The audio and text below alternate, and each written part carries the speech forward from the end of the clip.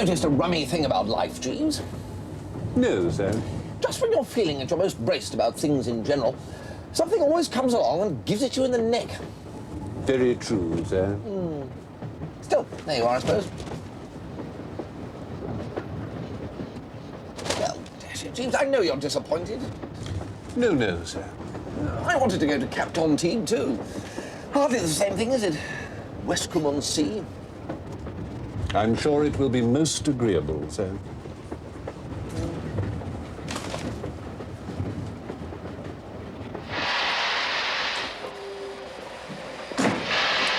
Mind the doors, please. I mean, what can Aunt Agatha want, Jeeves? I could not say, sir. Not like her to lash out on a telegram to me. Indeed not, sir. The last time she sent a telegram, it was to a dog. A dog, sir? Yes, I was looking after Macintosh for her, and the poor chap had gone off his feed. She sent a telegram from the south of France saying, eat up your nice food and Mummy will be back on Tuesday. Did the animal's appetite improve, sir? Not noticeably. We left the telegram there.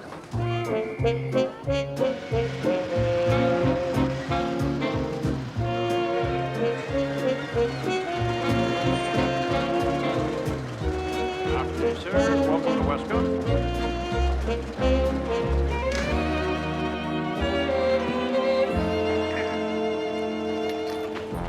Ah, Bertie, at last. You look very unhealthy. Hello, Aunt Agatha. Westcombe will be good for you. So much better than spending your time in stuffy London nightclubs. Yes, but... Come along, Bertie. Now, Bertie, I have met just the girl I should like to see you marry. But I don't want to get married. Her name is Aileen Hemingway, a nice, quiet girl.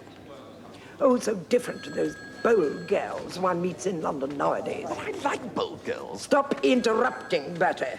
Her brother is curate at Chipley in the Glen in Dorset. We've become great friends.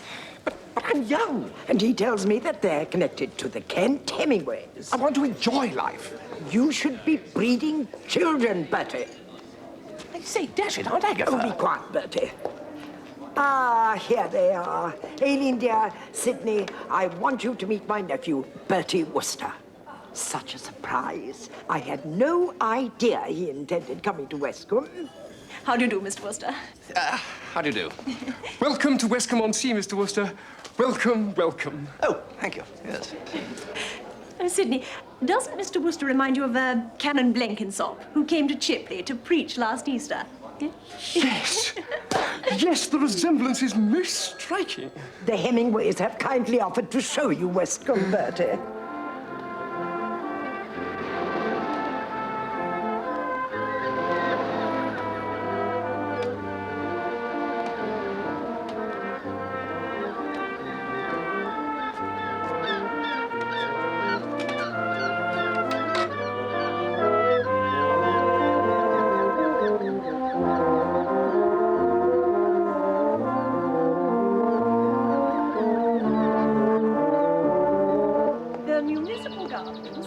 First laid out in their present form in 1907, provide a haven of peace and tranquility for the weary traveller.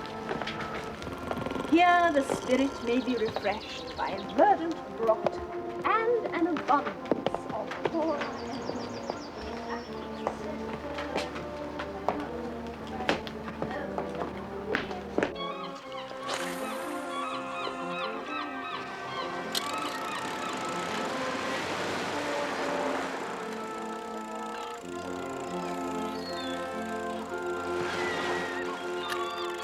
I may well be for it this time, Jeeves. I trust not, sir.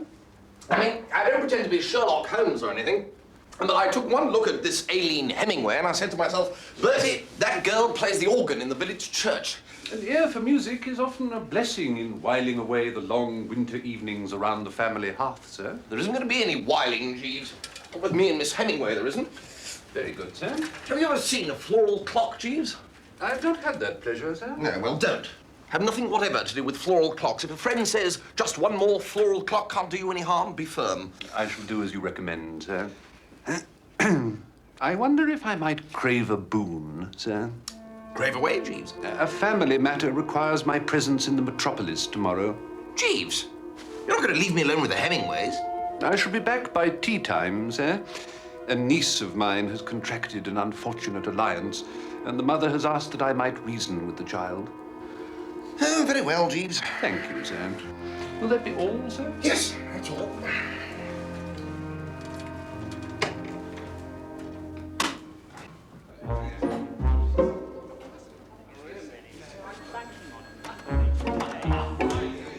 Sydney, have you got the guidance? Why, Aileen, there's Mr. Wooster. What ho, Reverend? What ho, Miss Hemingway? Mustn't keep you.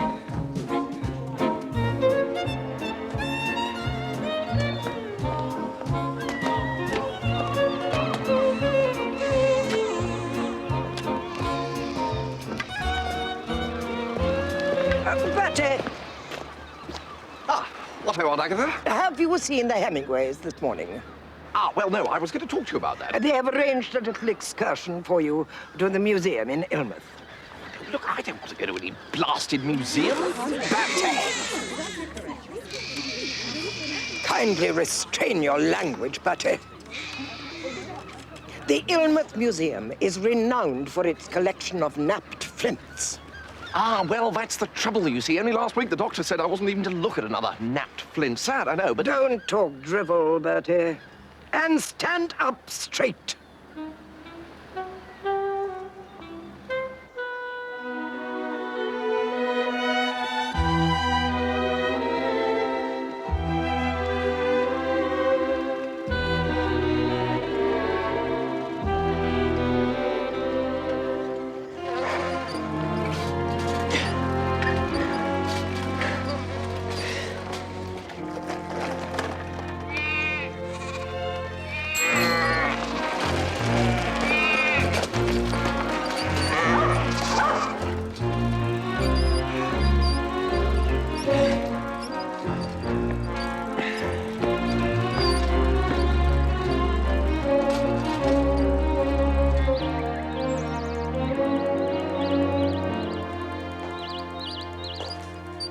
My word, Aileen. What a splendid collection of arrowheads. A collection of flint arrowheads found by Mr. George Foster in his garden in Little Ilmouth, presented to the Ilmouth Museum by his widow, Mrs. Maud Foster, on the occasion of their wedding anniversary, October 1922. What a romantic story, Mr. Wooster. Yes!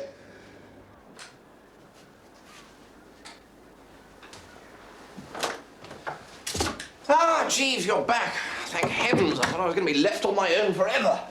Just me, Aileen Hemingway, and a napped flint. Ugh. I caught the 2:30 train, sir. Brandy and soda, Jeeves. Very good, sir. Did you have a pleasant afternoon, sir? You have a cruel streak, Jeeves. I hadn't realised it before. What blighter was it that invented the bicycle? The first truly rideable machine was made by Mr. Kirkpatrick Macmillan of Dumfriesshire in Scotland in 1839, I believe, sir. Yeah. Too late to do anything about it now, I suppose. I fear so, sir. Mr. Biffin called you up on the telephone while you were out, sir? Biffy? Good heavens, what does he want? He did not confide in me, sir, except to say that he is staying in Westcombe at the Hotel Riviera and would call on you later. Well. Oh, Biffy. I thought he was safely stowed away in Herefordshire, wearing gaiters and prodding pigs. Still, make a welcome break from the Hemingways. As to that, sir, it occurred to me that a day at the racecourse tomorrow might provide a pleasant interlude. It might also serve as a means of evading the Reverend Hemingway and his sister. Jeeves, the nostrils positively quiver. Like an old warhorse scenting battle. Can you make the arrangements? I've taken the liberty, sir, of ordering a hamper and hiring a car.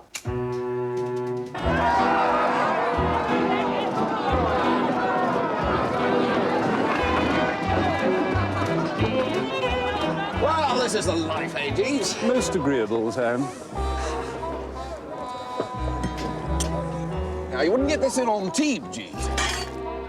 Oh, by the by, I didn't ask you how you got on with your niece yesterday. Not well, I fear, sir. The young suitor with whom she had become embroiled seems to be not so much inappropriate as missing. He has jilted her, sir. These young chaps, Jeeves. Very true, sir. Anyway, what about Blue Bottle for the next? I think not, sir. The animal was standing at 6s at last night's call-over and has since lengthened to 15-2. So it seems likely that something untoward is known. Banana fritter? A much more attractive proposition, sir. A very lively creature, I'm told, and although somewhat light-boned, not lacking in stamina. Right. I'll five her on the nose on banana fritter then, Jeeves.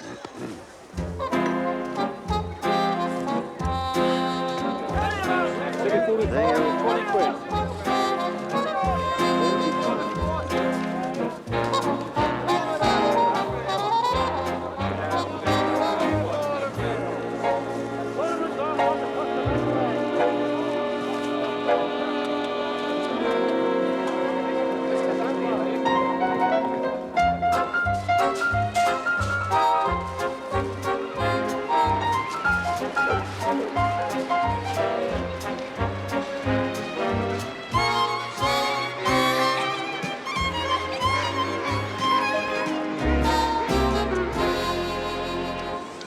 Well, they'll never find me here, Jeeves.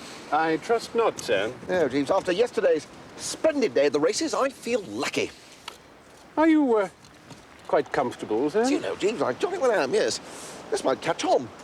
In that case, I shall return to the hotel, sir, and continue with our ironing. Oh, did we ever hear from Biffy again, Jeeves? Mr. Biffin? No, sir. Probably forgotten all about it. Biffy's got the worst memory you've ever come across, Jeeves. Compared with Biffy, I come out as one of the 10 great minds of modern times.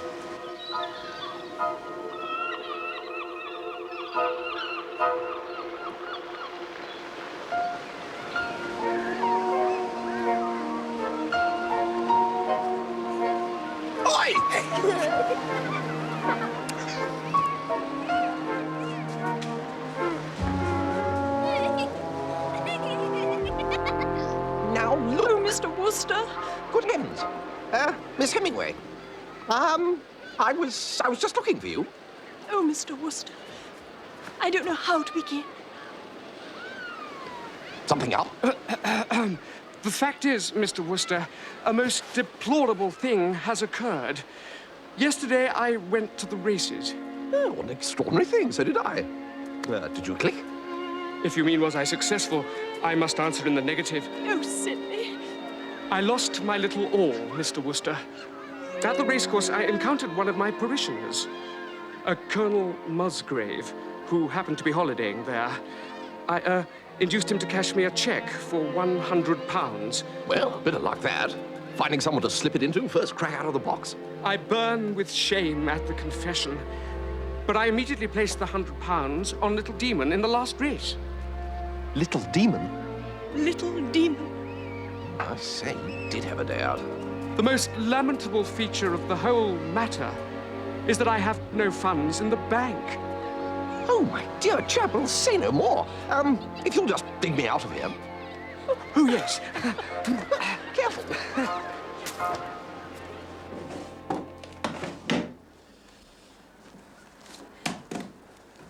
Mr. Wooster, we can't let you lend us all this money without any security. Oh, No, I insist. You don't know us. We might be the most dreadful confidence tricksters. no, really. No, I insist. My pearls. I don't know what they're worth. They were a present from my poor father. Now, alas, no more. But I know they must be worth ever so much more than the amount we want. Oh, no, Dashy, look, there's no need for security or any of that sort of rot. No, we're only too happy. Mr. Wooster, we appreciate your beautiful, heartening confidence in us, but we cannot permit this. There. If you could just give me a receipt, as a matter of form. Receipt, yes, of course. Shall I? Oh, right, yes.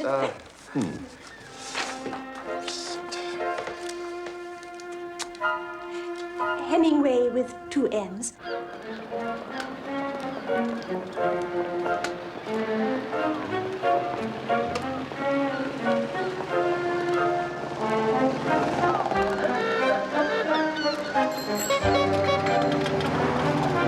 Biffy? Biffy?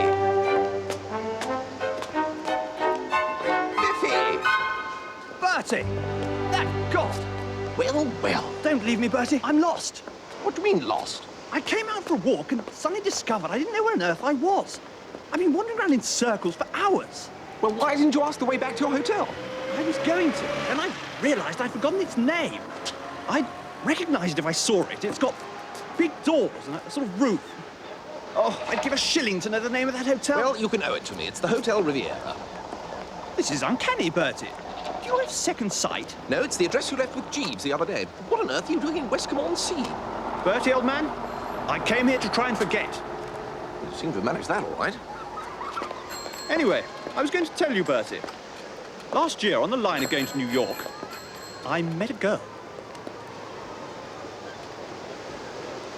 Well, that was dashed interesting, Biffy. Do you know who I saw at the drones the other day? She was wonderful. We used to walk on the boat deck after dinner. She was on the stage. She'd saved up a few pounds and was on her way to New York to see if she'd get a job. Her father ran a milk walk in Clapham. Or it may have been Cricklewood. At least it was either a milk walk or a boot shop. Yes, well, easily confused. But what I'm trying to make you understand is she came of good, sturdy, middle-class stock. The sort of wife any man would have been proud of. Well, whose wife was she? Nobody's. That's the whole point of the story. I wanted her to be mine. And I lost her. What do you mean you had a quarrel? No, I mean I literally lost her. Well, there you are, Biffy. That's it! That's it! That's my hotel! Come on in, Bertie. I want to tell you the whole story. Well, actually, I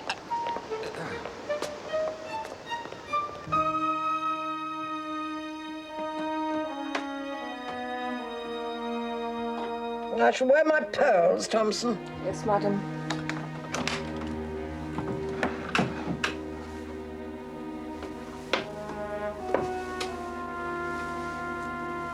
Pardon me, madam. Have you moved them?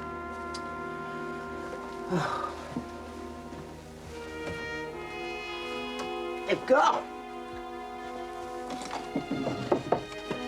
My pearls have gone. Someone has stolen my pearls.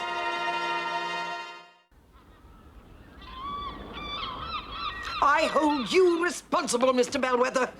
You are responsible for employing your staff. You are responsible for their honesty, or lack of it. We can handle this discreetly, Mrs. Gregson. The staff will be searched. There's no reason to call the police. The police have already been called. Something has to be done. Oh, do be quiet, gal.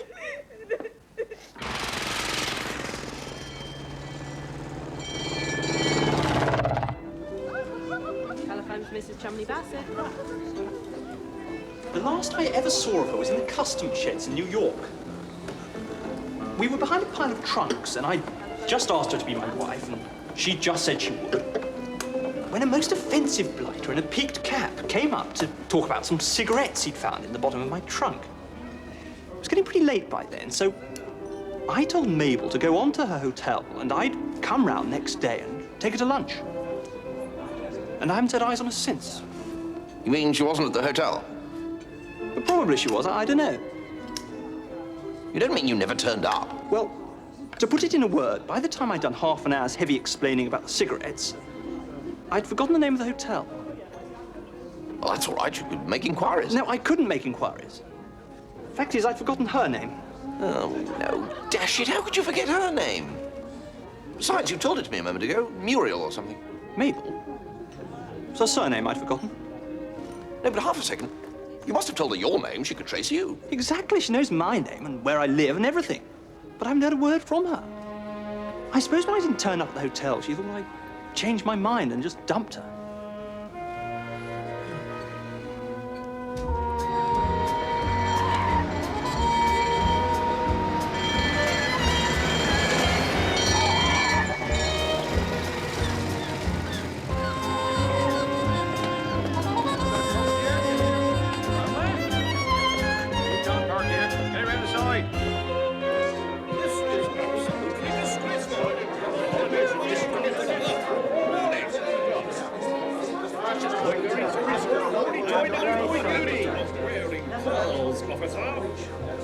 Superintendent, I am a taxpayer.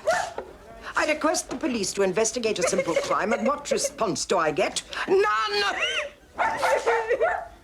It so happens that my late husband was a good friend of your chief constable. Now will you do your duty and arrest that girl?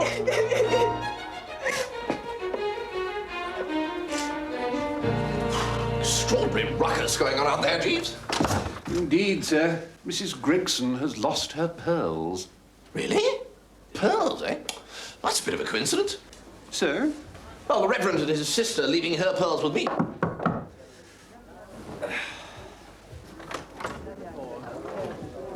Good news, Mr. Wooster. Wonderful news. I'm able to repay the money you so generously lent me.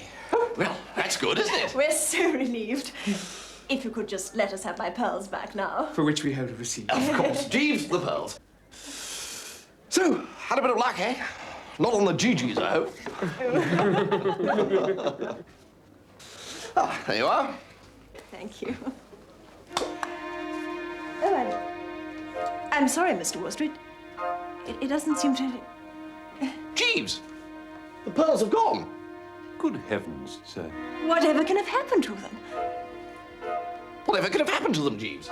Echo answers whatever, sir. This is a most serious development, Mr. Wooster. Well, yes. A poor parson is scarcely in a position to bear such a loss. No, I see that. The pearls were valued at some £3,000, Mr. Wooster.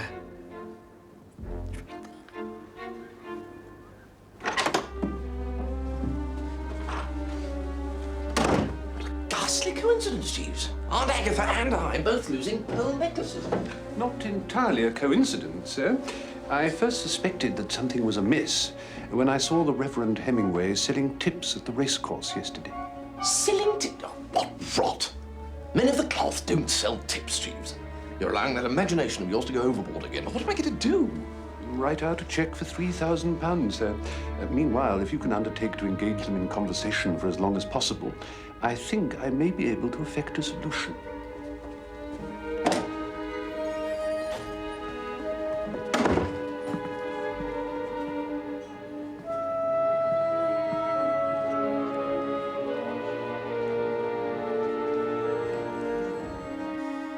Ah, Mr. Wooster, I trust you have searched the inmost recesses of your heart. Yes, I bally well have. And the inmost recesses of my bank account. I'm sure you will find your reward in heaven. No chance of anything a bit earlier, I suppose.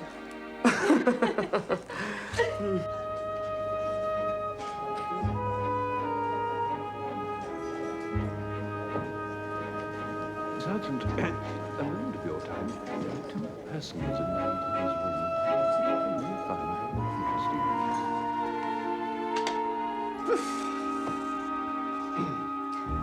Oh, Mr. Wooster, I feel so guilty. You have shown an humble and contrite heart, Mr. Wooster. Oh, it's what we Woosters are known for. Oh, don't go. Oh, we must, Mr. Wooster. Are you sure you won't have a snifter? I have to get back to my flock by tomorrow. Well, shearing time, is it? It's amusing, Mr. Wooster. Jeeves, I was just saying that the Hemingways ought to stay for a drink. We really have to go. You're forgetting your jewel case, Miss Hemingway. It's only an empty box. Nevertheless, miss. Now we really must go. Ah, Mr. Hemingway, I believe. If I might suggest a course of action, Sergeant, I think you may find it worth your while to examine the contents of that jewel case. Liz, it's empty. Just an empty box. We'll just take a look then. Right, allow me in. What's going on? Jeeves! It's the pearls! All right, Soapy. The game's up. Oh, God. I told you he couldn't be as gormless as he looked. You'll be charged with fraud, obtaining money by deception, and the theft of a pearl necklace, the property of Mrs. Agatha Gregson. What do you mean? These are Aunt Agatha's? I took the liberty of abstracting them from Miss Hemingway's luggage, sir. Yeah, that's illegal, that is. Come along, you two. I'll have the law on you, leading a girl on like that. Come along.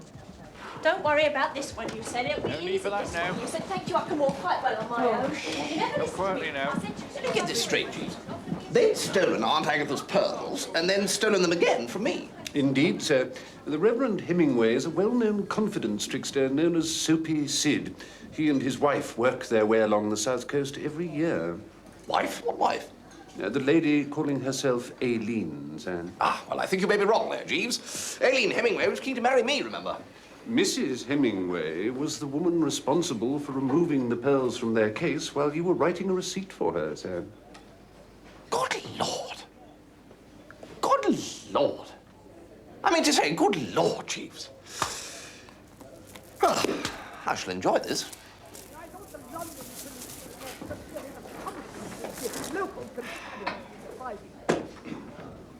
Mrs. Gregson. All I am asking you to do is arrest that girl. There is no evidence to Evidence. Search her room. What, oh, Auntie? We have already searched her room. There is nothing And that... stand up straight. Is that the way they teach you to stand in the police force nowadays? Is there anything I can do, Aunt Agatha? Yes, there is. You can leave. I have enough to bear without your imbecilities. Your chief constable shall hear of this. What is your name? I think there's something the matter with that girl, Auntie. Is she crying or something? Remorse. She stole my pearls. Do you refuse to give me your name? Pearls? Well, that's a coincidence. These are the little chaps, are they? Oh, no, of course not. No. Where did... I got them from your friends, the Hemingways. The Hemingways? The Hemingways? Well, how did they come into the possession of the Hemingways? Because they jolly well stole them, that's how. That's what they do for a living. They are jewel thieves. No. Yes, Aged A. I mean, I don't want to rub it in, but you do realize that if you had succeeded in getting me to marry that girl, then I should most probably have had children who'd have sneaked my watch while I was dandling them on my knee. Bertie, Now, dear, I'm not a complaining sort of chap, as a rule, but I must say that in future, you might be just a little bit more careful how you go about egging me on to marry females.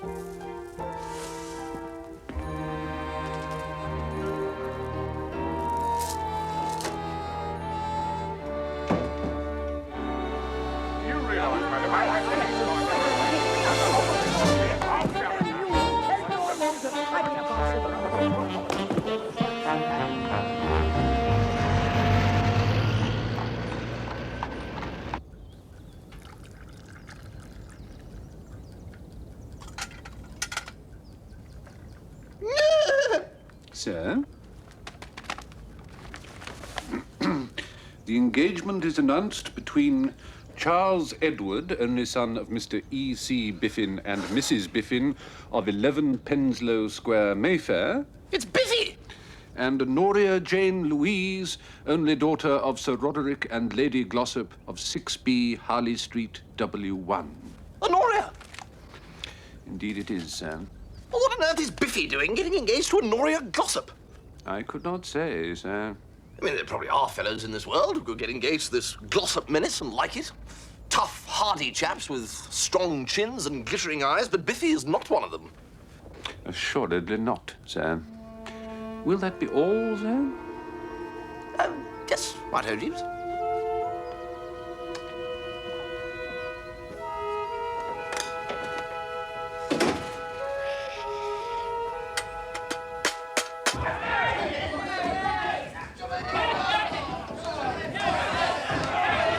So, Biffy, congratulations in order, I hear. Thanks.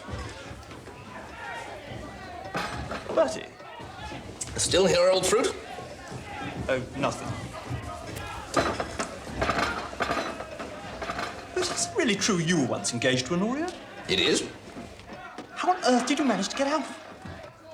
I mean, what was the nature of the tragedy that prevented your marriage? Biffy, old egg, as man to man, do you want to boil out of this thing? Bertie, old cork, as one friend to another, I do. How the dickens did you get into it?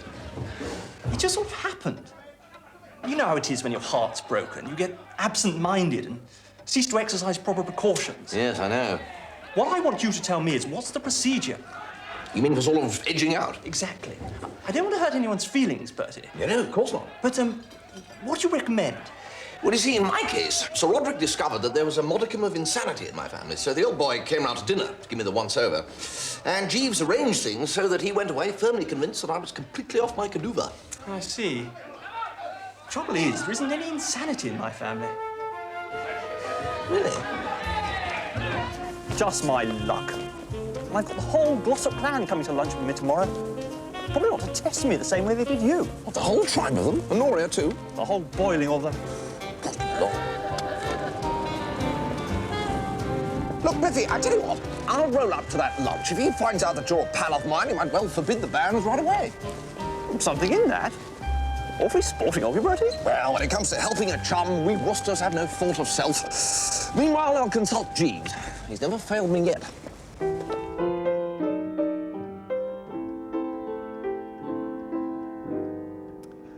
Anytime you hear the thunder rumble down, don't let hope tumble down or castles crumble down. If the blues appear, just make the best of them. Just make a jest of them. Don't be possessed of them. At the risk of sounding rather platitudinous, here's what I believe should be the attitude in us. A sunny disposition will always see you through. When up above the skies are black instead of being blue. Mr. Trouble always makes our faces long, but a smile will have him saying so long. Do you know what I look for in a song, Jeeves? Not precisely, sir, no. I have often speculated. A spot of philosophy, Jeeves. Something to make you think. Just you listen to this. It really doesn't pay to be a gloomy pill. It's absolutely most ridiculous, positively sill. The rain may pitter-patter, it really doesn't matter. For life can be delish with a sunny disposition. Most heartwarming, sir. Mind you, there are times when it's dashed difficult not to be a bit gloomy and pill-like. Very true, sir. And there's my friend Biffy Biffin. I mean, old Biffy is in roughly the same position in Honoria Glossop as I was a month or two back. In short, Jeeves, he needs your help. I fear that it is hardly my place, Mr. Wooster, to intervene in a private matter affecting... Oh, come. No, sir. I would be taking a liberty. Now, look here, Jeeves. It's not still the south of France you're mooning about, is it? No, sir. I had put the continent quite from my mind. Will that be all, sir? Yes, yes. That'll be all, Jeeves.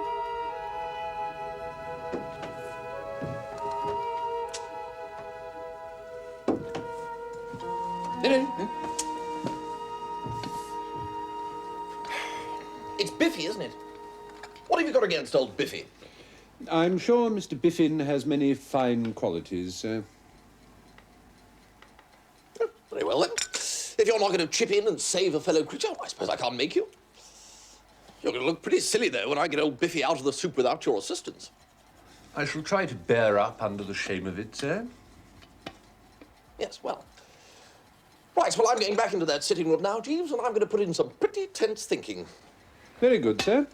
Shall I wake you at 6, sir? Yes. No, Jeeves. There will be no need. The brain will be racing. As you say, sir.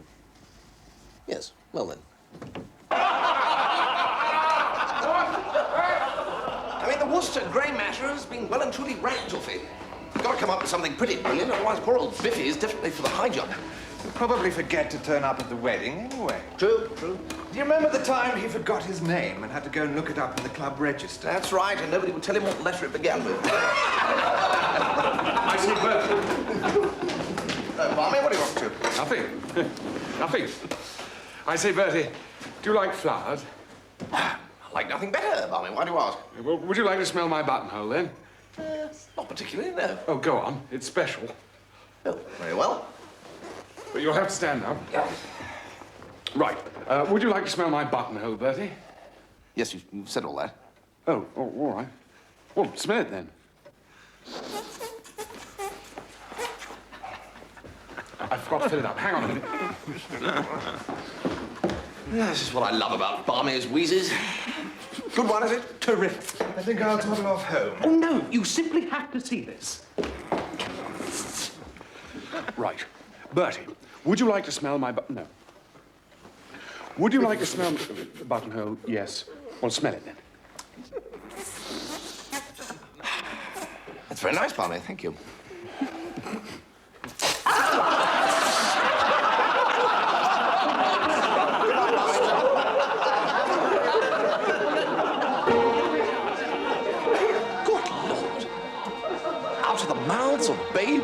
What's it? Barney, old thing.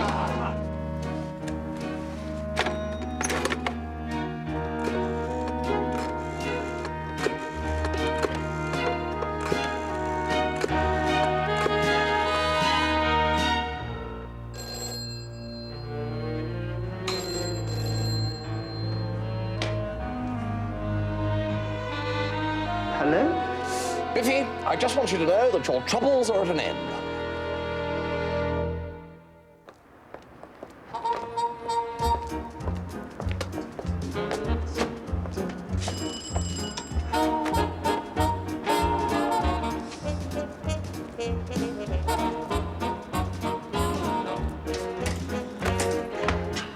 Good afternoon.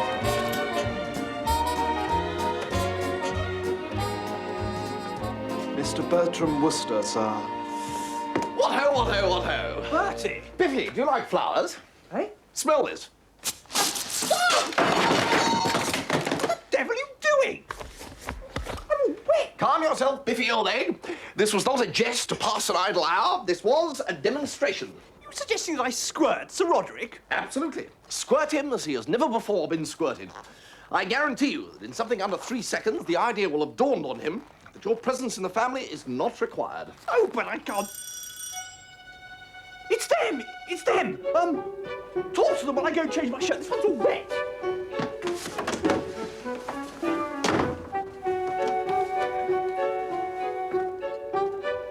Sir Roderick and Lady Glossop and Miss Honoria Glossop. Good afternoon. I trust we're It's not... that Bertie Wooster, Daddy. What ho, Glossop's all? What are you doing here, Bertie? Me? I'm just here as a sort of friend of the accused, as it were. You are a friend of Mr. Biffin. Oh, Biffy, yes, known each other for years. He asked me to come over and join you mangling a spot of lunch. Oh. I said, it's a long time since we met, though, eh? Nevertheless, I remember you most distinctly, Mr. Wooster. Has there been some sort of accident? Oh, no, nothing serious. Old Biffy just had some sort of fit or seizure and knocked over the table. Fit? Or seizure. Foaming at the mouth and Oh, everything. Bertie! Sorry, I had to go and change my shirt. I've got all wet, you know.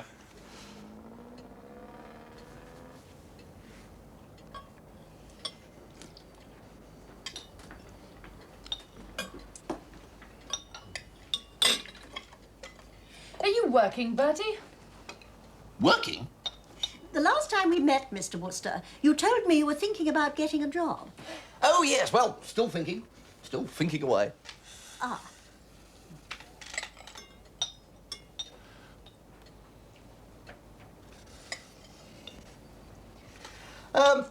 Like flowers, do you, Sir Roderick?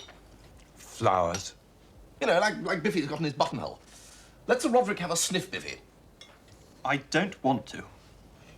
Daddy's thinking about buying Charles's place in Herefordshire. If Mr. Biffin will agree to sell. Oh, I should think he would. You got that place from your uncle, didn't you, Biffy? Yes? Yes, a lot of unhappy memories for old Biffy, that place. Oh, really? Why is that? Well, it was Biffy's old Uncle Harold who used to read Shakespeare to his rabbits. I see. Yes, not that I got anything against Shakespeare myself. No, I'm never happier than when curled up with the collected works of the old chap. Oh, are you a theatre lover, Mr. Wooster? Oh, rather.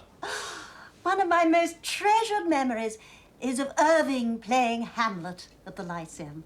Really? Who won? Why don't we all go to the theatre tomorrow night? Oh, yes. I thirst for culture, Mr. Biffin. Oh, ditto, yeah. Anyway, to return to Sir Roderick and flowers, Biffy. Eh?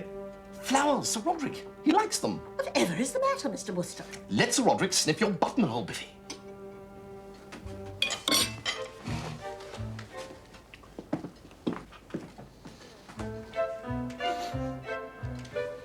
Go on, Biffy, do it. I can't, Bertie, I can't. You can. Be brave. Do it. What are you doing? It's gone mad.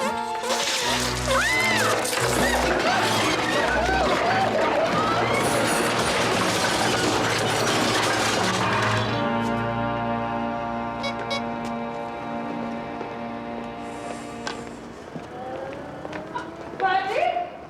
Bertie, you are an old It's jolly heartbreaking for you, Bertie, I know, and I'm bally well touched, but my parents would never hear of it. Hear of what, Honoria? It'd be better if you got a job, even. My dear old Honoria, I'm quite in a fog. Oh, come on, Bertie. Trying to make Biffy look even more of an idiot than nature intended just shows you'll be in with a chance again. No, no, no, no, no!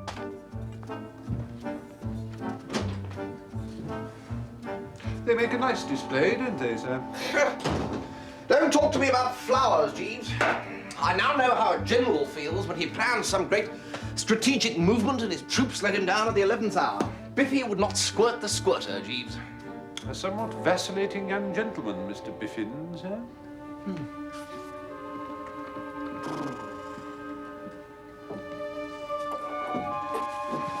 And the worst of it is that I've got stuck with going to the theatre with them tomorrow.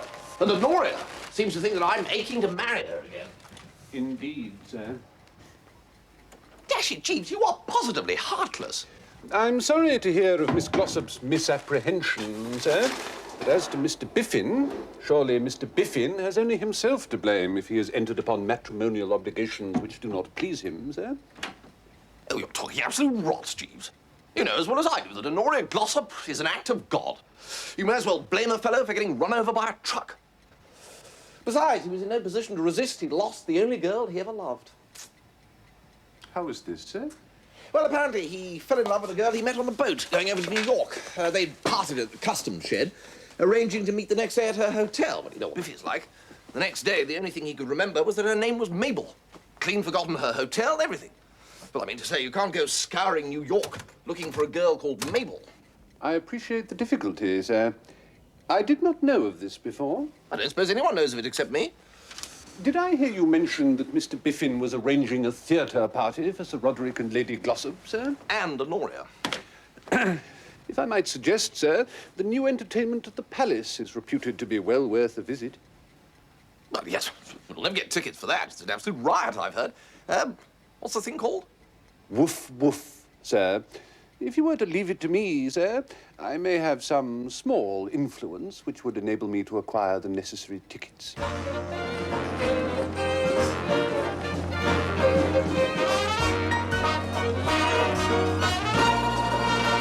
But he's traveling incognito because he smuggled his St. Bernards through the customs, and they're on his train. How romantic.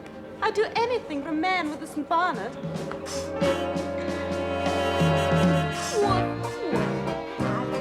It's excited, makes you sing. Woof, woof. It's for darling, that the starling on the wing. It's the call of nature to love us every day. It'll make you rate your movie hero down to zero. Woof, woof. It comes sounding through the pounding of your heart. Woof, woof. Doting mothers can't keep lovers far apart.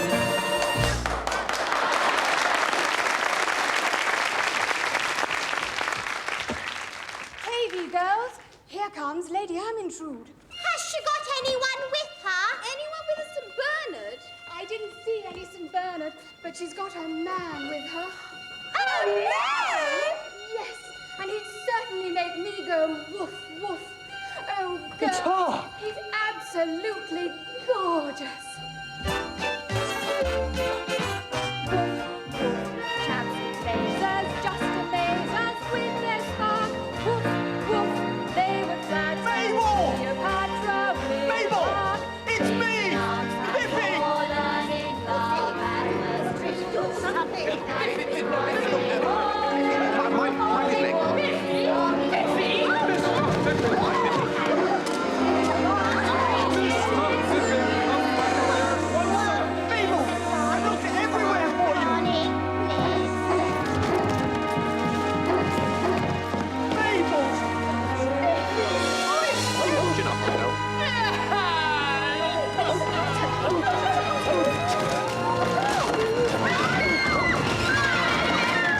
Right across the orchestra pit.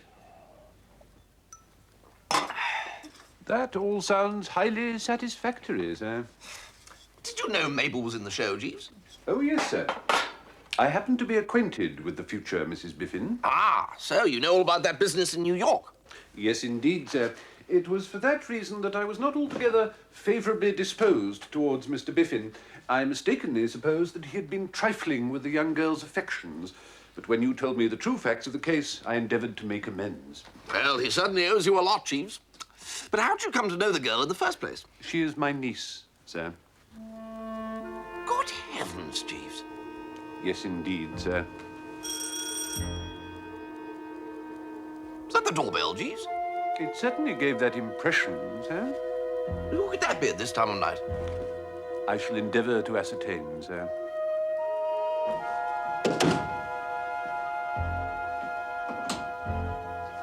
I wish to see Mr. Wooster, Jeeves. I regret to say that Mr. Wooster is asleep, Mrs. Gregson. Oh, how very thoughtless of him. What is the matter with young people nowadays, Jeeves? I can't say, madam.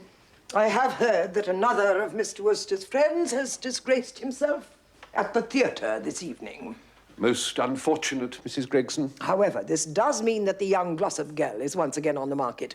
Would you kindly tell Mr. Wooster that I am willing to overlook his conduct at Westmont in order to help him bring matters with Miss Glossop to a satisfactory conclusion? I'm sure that Mr. Wooster will be most grateful, madam. And so he ought to be. I shall call again first thing. I shall tell Mr. Wooster, madam.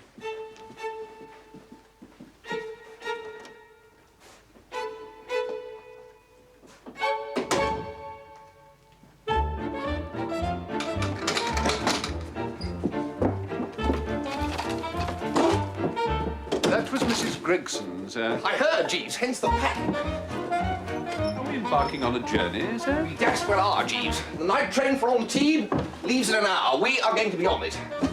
If Aunt Agatha thinks I'm going to wait around while she and Honoria Glossop lead me, trusts stuffed and garnished with bacon, to the altar, Jeeves, well, she's got several other things coming. Very good, sir. If you will allow me to complete the packing, sir.